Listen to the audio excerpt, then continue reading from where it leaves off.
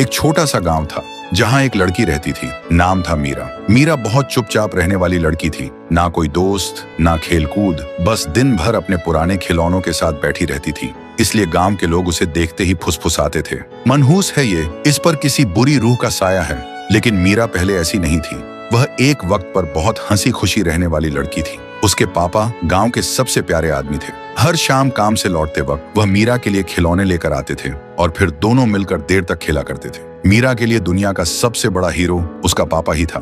लेकिन एक रात थुंग थुंग काम से घर लौट रहा था। रात गहरी थी और उसे जल्दी घर पहुंचना था, क्योंकि उसे पता था घर पर उसकी बीवी और बच्ची उसकी राह देख रहे होंगे। लेकिन कुछ दूर जाते ही अचानक उसे सड़क के किनारे एक बूढ़ा आदमी दिखा। उसका चेहरा अजीब सा था और उसके आसपास कुछ पुरानी गुड़ियाएं रखी थी जिन्हें वह बेच रहा था। देखते ही थुंग थुंग उसके पास गया और बोला, बाबा, इतनी रात में यहाँ दुकान लगा के रखे हो? भूतों को खिलौना बेच रहे हो क्या? ये सुनते ही बूढ़ा कांपते हुए बोला, नहीं बेटा, 3 दिन से कुछ नहीं खाया है। अब चलने की भी ताकत नहीं बची, इसलिए दिन रात यहीं पड़ा रहता हूँ, बस इस उम्मीद में कि कोई एक खिलौना खरीद ले। ये सुनते ही थुंग थुंग को तरस आ गया। उसने सोचा, एक गुड़िया ले लेता हूँ, इनका भी भला हो जाएगा और मेरी बेटी भी खुश हो जाएगी।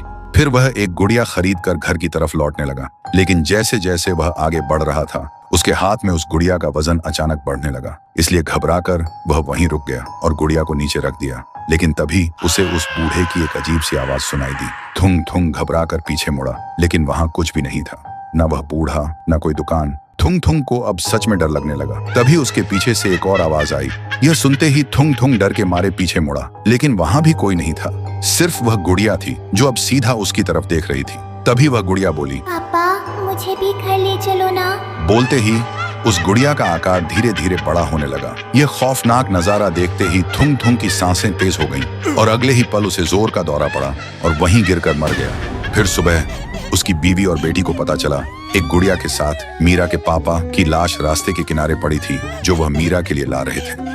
लेकिन उन लोगों को यह नहीं पता था कि वह गुड़िया खुद चलकर पापा के पास आई थी, ताकि एक एक करके सबको अपना हिस्सा बना सके। उस दिन के बाद से माँ दिन भर पड़ोस के गांव में सिलाई का काम करती थी और मीरा चुपचाप घर में अकेली रहने लगी, सिर्फ उसी गुड़िया के साथ जो उसके पापा आखिरी बार लाए थे। फिर एक दिन जब माँ घर पर नहीं थी, मीरा अपने कमरे की खिड़की के पास खड़ी बाहर देख रही थी। तभी उसे एक अजीब सी आवाज सुनाई दी, मीरा, खेलना है? सुनते ही मीरा जम सी गई। उसने धीरे से पीछे मुड़कर देखा और बोली, कौन है? तभी वह गुड़िया हिलने लगी और एक इंसान के रूप में बदल गई और बोली, मैं तेरा दोस्त हूँ, गुड़िया। सुनते ही मीरा की आंखों में एक अजीब सी चमक आ गई और उस दिन के बाद से मीरा कभी अकेली नहीं रही।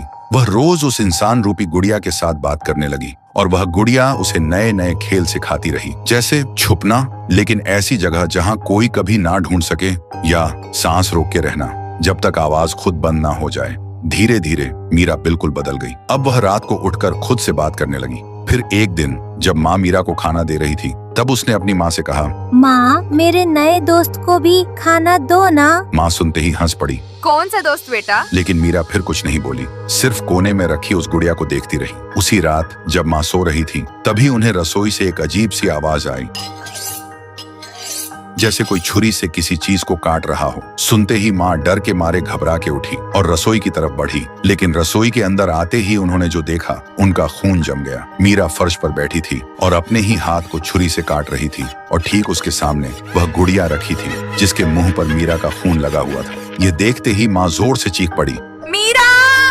लेकिन मीरा बिल्कुल शांत थी। फिर वह धीरे से मुस्कुराकर बोली, माँ, उसे भूख लगी थी। उस रात माँ इतना डर गई कि उन्होंने मीरा को सीने से लगाकर अपने पास ही सुला लिया। लेकिन जब सुबह हुई और माँ की आंख खुली तो उनके होश उड़ गए। मीरा उनके पास नहीं थी। बिस्तर पर मीरा की जगह वही गुड़िया पड़ी थी। ये देखते ही माँ का कलेजा फट गया और वह फूट फूट कर रोने लगी। और तभी उस कमरे में एक आवाज गूंजी, अब हम एक हो गए माँ। लेकिन पति और बेटी को खोने के बाद माँ पूरी तरह टूट चुकी थी। घर का वह आंगन जहाँ कभी मीरा खेलती थी, अब वहाँ सिर्फ मौत का सन्नाटा था। माँ की हालत पागलों जैसी हो गई थी। कभी रात को उसे लगता कि मीरा कमरे में बैठी रो रही है, तो कभी रसोई से वहीं छुरी चलने की आवाज आती।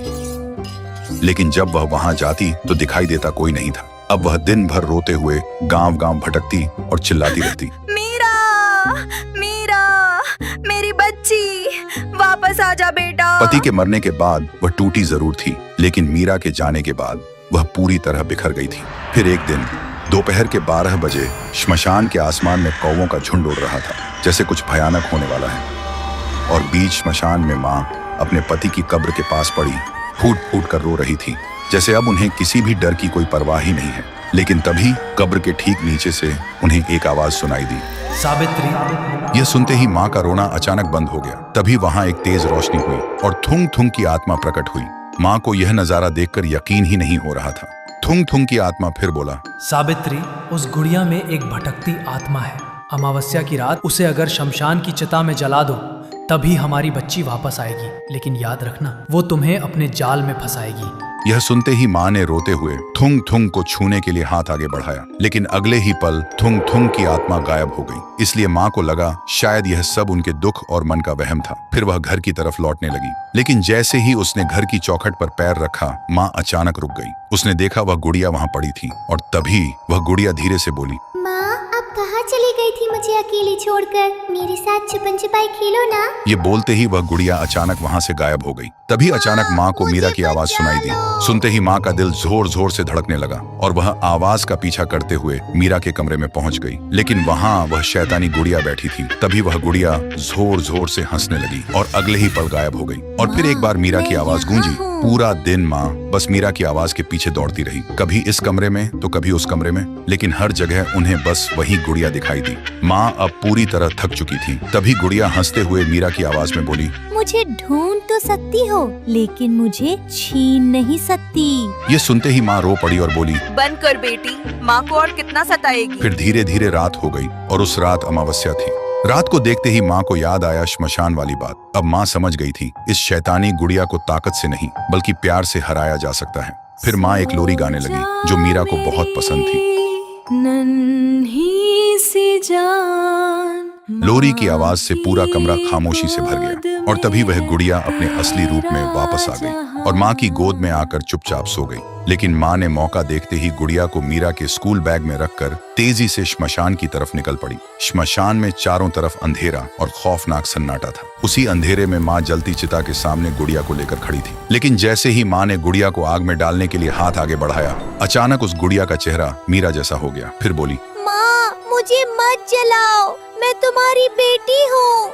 सुनते ही माँ के हाथ कांपने लगे और उसकी आंखों से आंसू बहने लगे, क्योंकि कैसे एक माँ अपनी ही बेटी जैसी दिखने वाली गुड़िया को आग लगा दे। माँ पीछे हटने ही वाली थी, लेकिन तभी माँ को अपने मरे हुए पति की बात याद आई। वो तुम्हें अपने जाल में फंसाएगी। तभी माँ ने आंखें बंद की और जोर से चीख कर बोली, तू मेरी बेटी नहीं है। और उसने बिना सोचे गुड़िया को चिता की आग में फेंक दिया। आग लगते ही गुड़िया से एक भयानक चीख निकली, जैसे कोई जिंदा जल रहा हो, और देखते ही देखते गुड़िया धीरे धीरे राख में बदल गई। माँ वहाँ से रोते हुए भागती हुई सीधा अपने घर आई। घर आते ही उन्होंने देखा मीरा दरवाजे के पास खड़ी है। ये देखते ही माँ की जान में जान आई और वह वहीं गिर के फूट फूट कर रो पड़ी। मीरा दौड़कर माँ के पास आई और माँ के गले लग गई और बोली, माँ, आप कहाँ चली गई थी मुझे अकेला छोड़ के? माँ बस उसे जोर से अपने सीने से लगाकर रोती रही और उस दिन के बाद से उनके घर में फिर कभी कोई अंधेरा नहीं आया। अब सब कुछ ठीक हो चुका था। चुप हो जाएगी तेरी नींद तुझे ले जाएगी।